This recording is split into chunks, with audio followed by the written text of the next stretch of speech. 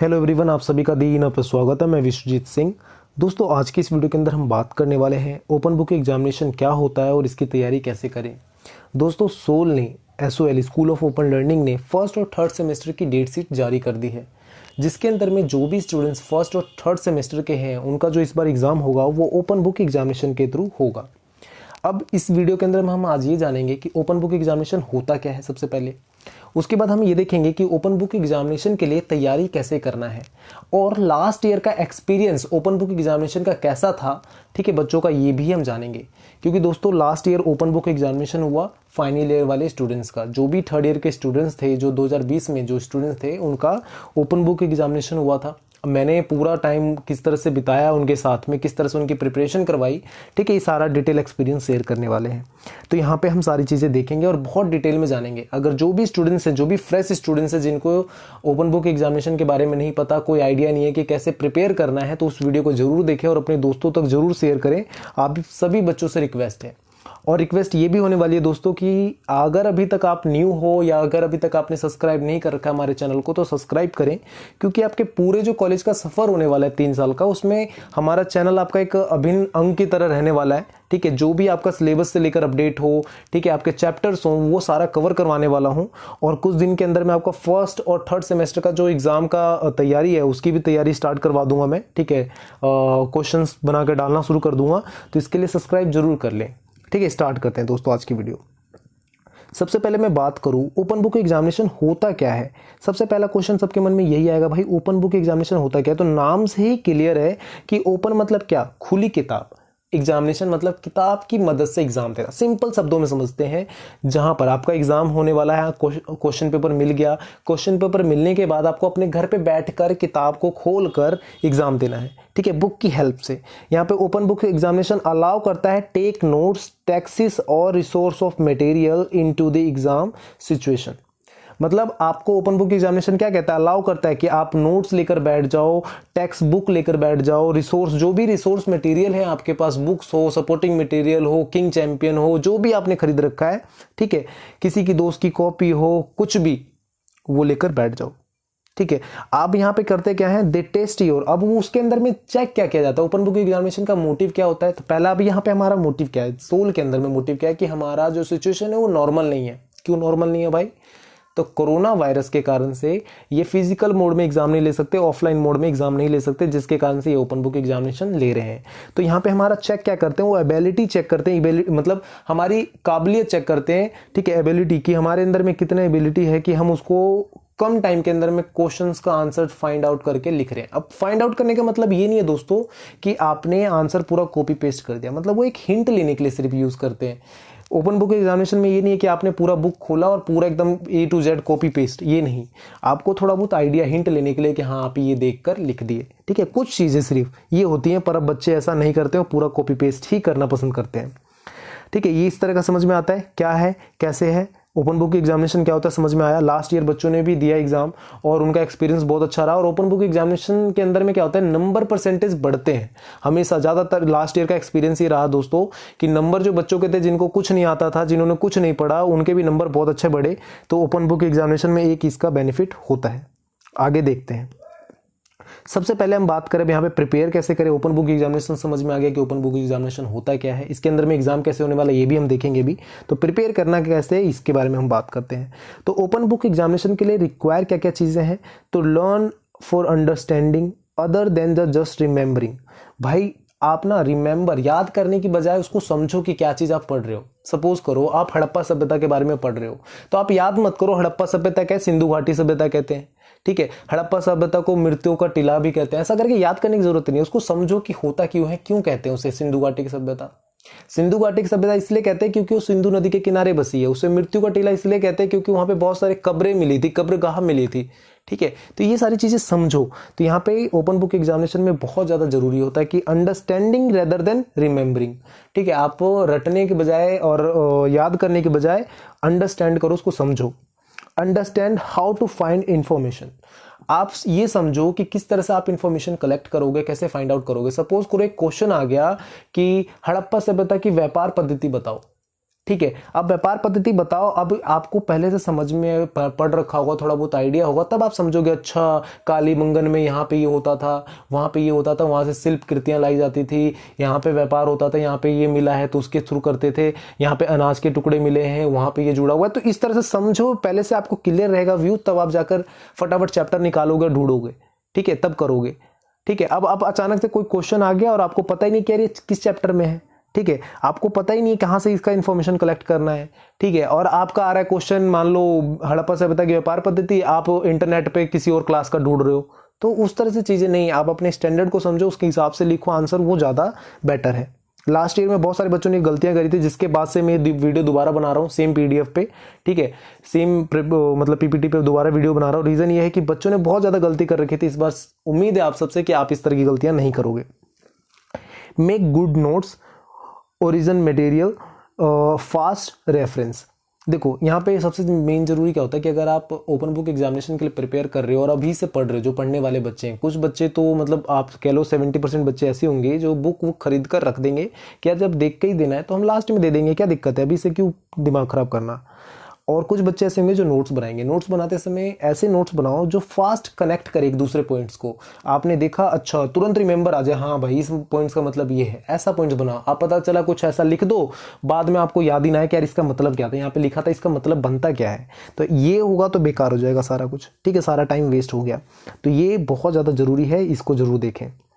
आगे बात करें, apply the information in your source और टू दी क्वेश्चन। जो भी आपने इन्फॉर्मेशन सोर्स के थ्रू कलेक्ट किया है उसको अप्लाई करो अपने क्वेश्चंस के अंदर में, क्वेश्चंस को देखो, सही से फाइंड आउट करो। ये सारा चीज़ें यहाँ पर चेक की जाती है, सारा चीज़ें यहाँ पे जरूरी होता है, सारा कुछ प्रिपरेशन करने का नॉर्मल तरीका ये है इसका।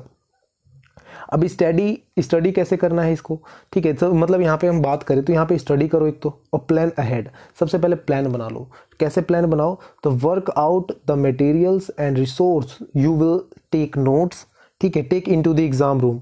जो भी चीज़ आपको लगता है, सपोज करो आपके घर पे ही आप किसी रूम में बैठ के एग्जाम देने वाले हो, ठीक है, और जिस दिन आपका क्वेश्चन पेपर 9 बजे से आपका एग्जाम सपोज स्टार्ट है, ठीक है, अब 9 बजे स्टार्ट है, आप 8:55 पे अपने रूम में गए, और रूम में जाने के बाद आपको पता चल रहा है यार मेरा जो ब्लैक पेन है वो है ही नहीं, अब अंडरलाइन कैसे करूंगा, मैंने अपने दोस्त को दे रखा है, यार मेरा हिस्ट्री का एग्जाम है, हिस्ट्री की सेकंड बुक वो दूसरे दोस्त के पास है, ठीक है, या नीचे वाले रूम में छूट गया, तो अब क्या करोगे। तो इस तरह की चीज़ें ना हो, उसके लिए क्या है कि वो प्लान अहेड कर ले भाई, पहले से ही अपनी तैयारी करके रखें, ठीक है, जो भी पेन पेंसिल किताब कॉपी चाहिए आपको सारा लेकर बैठे पहले से ही। ये नहीं कि ये वाला आंसर तो सेकंड बुक में था, सेकंड बुक तो मेरे पास है ही नहीं, फिर गड़बड़ हो जाएगा। तो ये सारी चीज़ें करने के लिए कहा गया है, सिंपल सा मतलब ये मोटिव है। लास्ट ईयर ऐसी बहुत सारे बच्चों का हुआ कि अब उनको पेज खरीद के लाना था, मैं आपको बता रहा हूँ जो घटनाएं घटी थी लास्ट ईयर, ठीक है, तो उनको क्या था, पेज खरीद के लाना था एग्जाम के लिए, और बच्चों ने क्या किया कि जैसे मैंने सभी बच्चों को बोला था कि ज़्यादा ज़्यादा पेज लेकर बैठे अपने टाइम पर। अब कुछ बच्चों ने कम पेज लेकर बैठे, अब करते करते क्या हुआ, पेज भर गया उनका, पेज खत्म हो गया। पेज खत्म हो गया तो कहते हैं कि फ़ोन करके, सर पेज खत्म हो गया तो क्या हम अपने कॉपी का पेज फाड़ के लगा लें। यार आपको जब पता है कि आप ओपन बुक एग्जामिनेशन दे रहे हो, घर पे ही पेज लाना है, आपको अपने पैसे से ही खरीद के लाना है, गवर्नमेंट का कोई रोल ही नहीं है, सरकार स्कूल कॉलेज का कोई रोल ही नहीं है, तो आप पहले से ज़्यादा लेकर बैठो ना।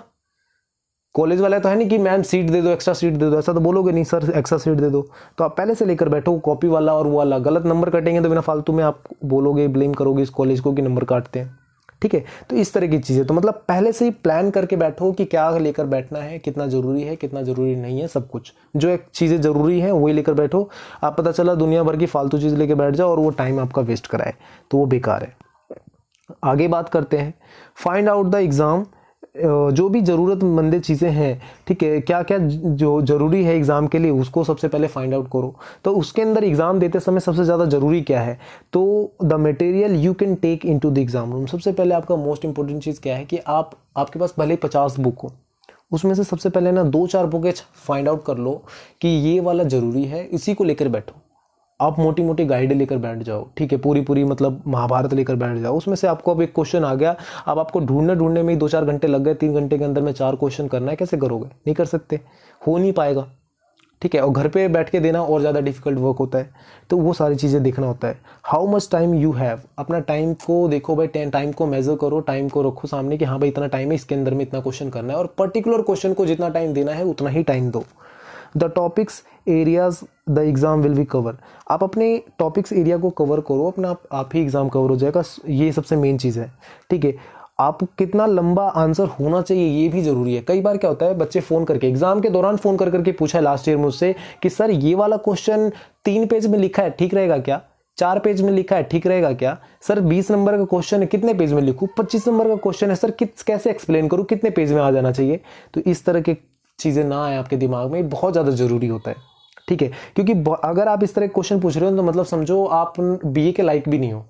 बुरा मत मानना दोस्तों, रियलिटी यही है कि अगर आप इस तरह के क्वेश्चन पूछ रहे हो किसी से कि सर मैं 25 नंबर का क्वेश्चन कितने पेज में लिखूं, ठीक है, या फिर कैसे कितने पेज में एक्सप्लेन करूं, तो और इतने पेज में करना एक्सप्लेन करना सही रहेगा, तो आप बीए के लायक नहीं हो, क्योंकि 12th में ही हमें ये सारा चीज का आइडिया मिल जाता है ऑलमोस्ट।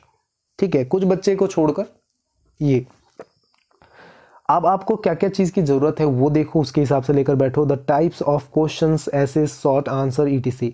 आप अपना देख लो भाई, किसी क्वेश्चन जब किसी क्वेश्चन का एक्सप्लेन कर रहे हो तो अगर निबंध वाला क्वेश्चन है कि हाँ भाई इस तो टिप्पणी करो, टिप्पणी वाला, ठीक है, तो ऐसे टाइप का क्वेश्चन है तो उसको कितने वर्ड में एक्सप्लेन करना है, टॉपिक्स बनाना है नहीं बनाना है, पॉइंट्स बनाना है नहीं बनाना है, सब पॉइंट बनाना है नहीं बनाना है, ये सारा कुछ देख कर रखो पहले से ही। कई बार क्या होता है कि बच्चे अब लेके बैठ गए, सर इसमें पॉइंट्स आएगा क्या, इसमें कौन कौन से पॉइंट्स बनेंगे क्या, तो इस तरह के क्वेश्चंस ना हो आपके मन में, तो ये बहुत ज़्यादा जरूरी है। अब लास्ट ईयर के एक्सपीरियंस के बारे में ही बात करें दोस्तों। ठीक है, अभी मैं प्रिपेयरिंग नोट्स का भी बता दूं कि नोट्स कैसे प्रिपेयर करना है। तो नोट्स प्रिपेयर करने के लिए पहले लास्ट ईयर वाला हम बाद में बात कर लेंगे, नोट्स कैसे प्रिपेयर करना है ये भी देख लेते हैं। तो रिव्यू करो सब्जेक्ट को और गेट गुड ओवरव्यू। आप अपने सब्जेक्ट को पूरा रिव्यू करो, पढ़ो एक बार धीरे धीरे थोड़ा थोड़ा टाइम देकर, ठीक है, उसके बाद आप पॉइंट्स बनाओ, सबसे मेन चीज़ होता है यहाँ पे, जिसके कारण से क्या होता है अगर आप हल्का हल्का अभी आइडिया हर चैप्टर का होगा ना तो आप आंसर ढूंढने में ईजी होगा कि हाँ भाई इस वाले चैप्टर में ये वाला आंसर है। पता चला आप हिस्ट्री के अंदर में पॉलिटिकल का आंसर ढूंढो, पॉलिटिकल का हिस्ट्री में ढूंढो, ऐसा भी बहुत सारे बच्चे देखने के लिए मिलेंगे आपको आसपास में। Work out the main theme the top and topic. जो बुक का मेन थीम है, जो सार है, उसके ऊपर वर्क करो। आइडेंटिफाई द की कॉन्सेप्ट और इंफॉर्मेशन। आइडेंटिफाई करो की कॉन्सेप्ट को, जो हाँ ये मेन कॉन्सेप्ट है उसको आइडेंटिफाई करो, उसके ऊपर बेस्ड वर्क करो। Make brief and brief notes बनाओ, थोड़ा सा एकदम समरी टाइप का ब्रीफ नोट्स बनाओ जिसके अंदर में पॉइंट वाइज एक्सप्लेन किया गया हो, जिससे आपको पॉइंट टू अंडरस्टैंड हो और पॉइंट्स को यूज कर पाओ आगे, ऐसा नोट्स बनाओ।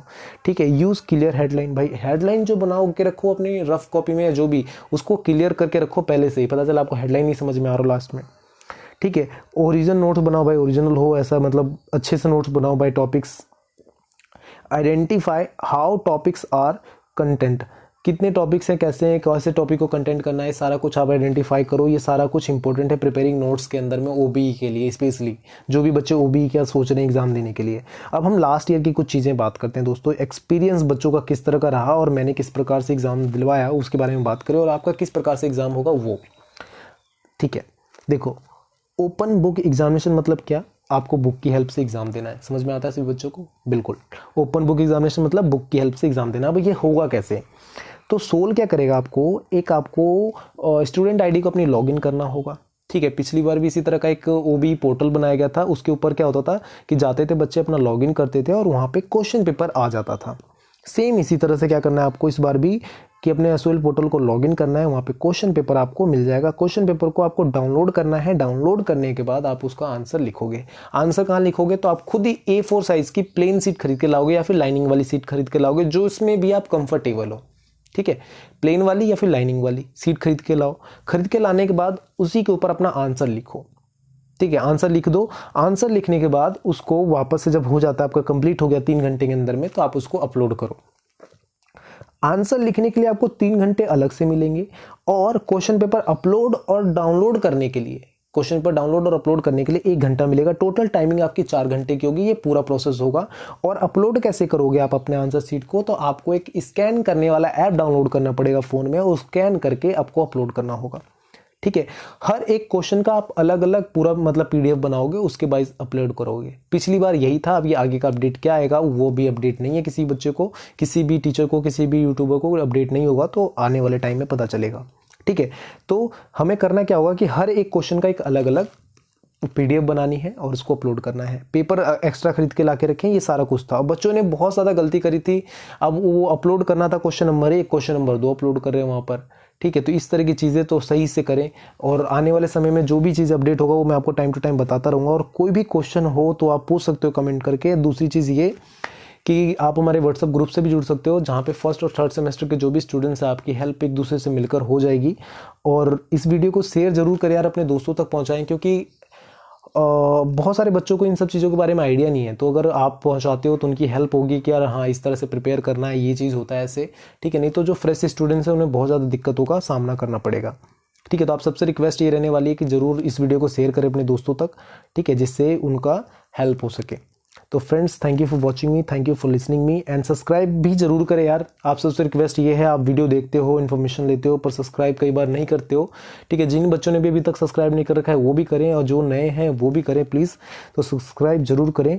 ठीक है, thank you for watching me, thank you for listening me, and all the best for your exam. Bye bye, take.